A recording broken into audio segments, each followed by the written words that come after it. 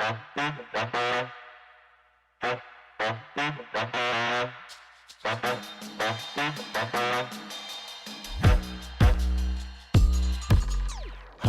and welcome to the Men on the Path to Love podcast, the Navigating Your Partner's Addiction Without Losing Yourself episode.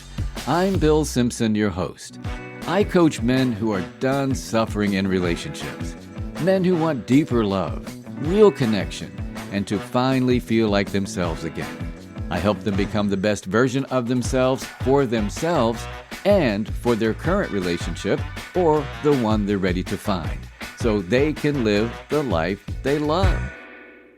Addiction, man, it can disrupt, derail, and even destroy the best of relationships and families. It certainly has impacted my family. And to have a spouse or partner with an addiction can be extremely hard to navigate. I'm not going to lie to you. And hopefully, this episode will shed some light on how you or someone you know can deal with a partner's addiction without losing oneself. A lot of times when we think of addiction, we go to drug and alcohol addiction, right? Which can be devastating, and it usually carries a certain stigma with it. But there are so many other forms of addiction that are more subtle and may not carry the same stigma, but can be just as devastating nonetheless. You know, there's social media and internet addiction, video gaming addiction, food addiction, gambling addiction, sex and porn addiction. There's work addiction, workaholic, exercise addiction. Hoarding is a type of addiction, and so many more. I'm sure you can add to this list. We can be addicted to anything, really, often as a way to avoid pain and discomfort. I'll get into more about addiction, but first I'm going to share Justin and Jessica's story. Not their real names, of course, and how Justin navigated Jessica's shopping addiction. Yeah, there's actually a name for it. It's called O'Neill mania, which I had never heard before until doing the research on this. Anyway, Justin and Jessica met at a mutual friend's party. Justin was a successful investment broker and was used to a lifestyle of, fine dining, luxury cars, exotic vacations, and things like that. And when they started dating, he spoiled Jessica with all these lavish gifts to make her feel special. In the first few months of dating, he surprised her with a designer handbag on their first Valentine's Day together. For her birthday, he took her to a private beach resort in the Virgin Islands. And for their 6-month anniversary, he gave her a diamond bracelet. Now, Jessica, an elementary school teacher, wasn't used to this lifestyle. She came from a humble background. Both her parents were school teachers. And growing up, Jessica never went without in terms of what she needed, and yet she always wanted a little bit more. Like when she was a teenager and she wanted a pair of designer sneakers like her friends, but her parents said no, that she had to buy the less expensive shoes that were more practical and affordable. So going back to Justin's generosity, it was a big adjustment for Jessica. But over time, she grew accustomed to it. And ultimately, they decided to get married. And when they did, they really went all out, spent a lot of money. And after the wedding, Jessica got a little too used to her new lifestyle. She was buying designer clothes, treating her friends to expensive restaurants, and randomly buying luxury items. And one day, Justin noticed an expensive espresso machine in the kitchen, and he asked Jessica about it. And she was like, "Oh, it's just a little upgrade for the kitchen, no big deal." And Justin reminded her in a gentle way that they needed to be mindful of their spending, especially after the cost of the wedding. Well, Jessica felt embarrassed, and she promised to cut back. But over time, her need to keep up this lifestyle only grew. She began opening credit cards in her name and hiding purchases from Justin. Shopping became a way for her not to deal with her feelings of not being worthy of this lifestyle, not good enough, and to fill the void and boredom when Justin was working long hours.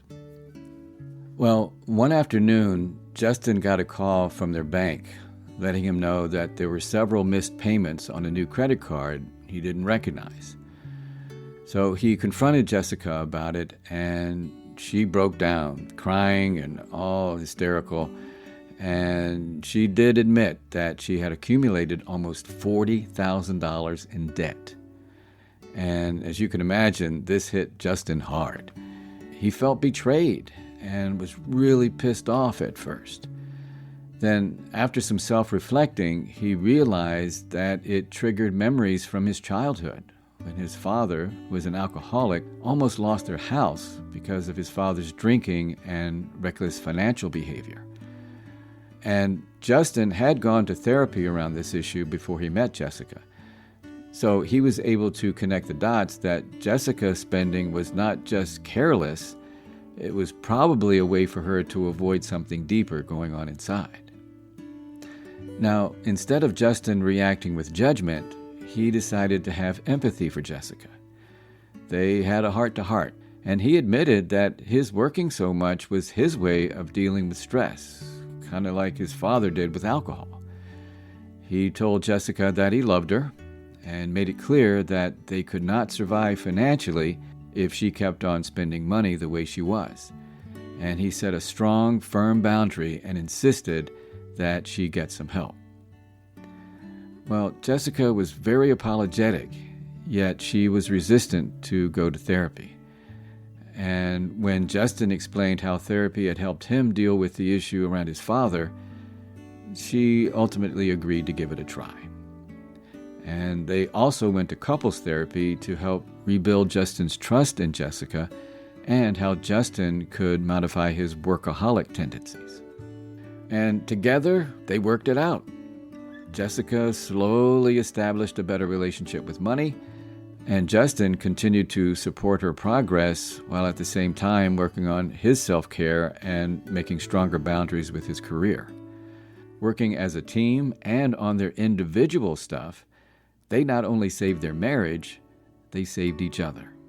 And they were not perfect in their efforts to change, yet they gave each other grace as they both continued to grow. Yeah, and that's the key to working with any issue in relationship, right? Yeah, it's committing to working together as a team and on themselves individually. I have to say that with Justin and Jessica, the fact that Jessica was willing to seek help, even though she resisted at first, I think that was the most important factor. Now, you may be thinking, well, Jessica's addiction isn't as bad as, say, a heroin addiction, right?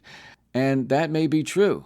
But when an addict, no matter what they are addicted to, when they refuse to get help or think they can do it on their own, it makes navigating the issue extremely challenging. And frankly, it can leave the partner of the addict feeling helpless. Now, before I get into how to navigate your partner's addiction, I want to give a quick overview of where addiction can come from. And it's usually a combination of things, including genetics, having a genetic predisposition for addiction, psychological factors, stress and trauma, and, of course, environmental influences like being exposed to substance abuse early on or sexual abuse at an early age. And in Justin's case, seeing his dad's alcoholism and nearly losing their home. So let's take a look at how you, or again, maybe someone you know, can navigate a partner's addiction issue and keep from losing oneself. Well, first and foremost, it's making your self-care and your well-being a priority while giving your support. And that can be challenging in itself. I mean, it's really hard. It's really hard to maintain that balance. And that may mean you seeking help to get the support you need with all the stress of supporting an addict can entail. There's therapy, coaching, support groups like Al-Anon, who support families and friends of alcoholics or any addiction, really, because the principles are the same. And you can search for other support groups. just make sure you're getting the support you need. Now, another way to take care of yourself is to set strong boundaries. And this helps you from burning out, because it takes a lot of energy to deal with an addict, right? And also, it keeps you from holding on to a lot of anger and resentment that may be building up or boiling inside. And let your partner or spouse know that when they violate your boundaries, that there will be definite consequences, that their choices have consequences. And try to make sure you do it in a calm, firm, and non-judgmental way. And that's hard, let me tell you. But otherwise, think about it. If you're yelling and being judgmental, you may trigger the shame and guilt that's inside them, which may only drive the addict to do more. And remember, you're supporting your partner, not the addiction. So what does setting a boundary sound like? It could be something like, I can't control whether you use or not. Just know that if you do use when I'm here, you will have to leave. I heard a clever mantra the other day that someone said, if you're sober, come on over. Otherwise, don't even think about it, right? So when you do set a boundary, make sure you follow through and stick to it. Otherwise, it's not a boundary, right? You're just enabling them. And speaking of enabling, make sure your support doesn't become codependency. I see it all the time. That you're not trying to fix or rescue your partner. And this could be, like making a car payment because they spent their money on their addiction. Remember, you're not responsible for them. The only way recovery from addiction works, like I said earlier, is when they take responsibility for their choices. And by all means, acknowledge your spouse or partner for their efforts, but do not enable them when they relapse. And again, you don't have to judge them either. You'll want to communicate openly and honestly and come from yourself instead of pointing blame or shame. And one way to do that is by using I statements. I talk about that a lot. Instead of saying, you relapsed, didn't you? Or you. No, try something like, I get worried when I see signs that you may have relapsed.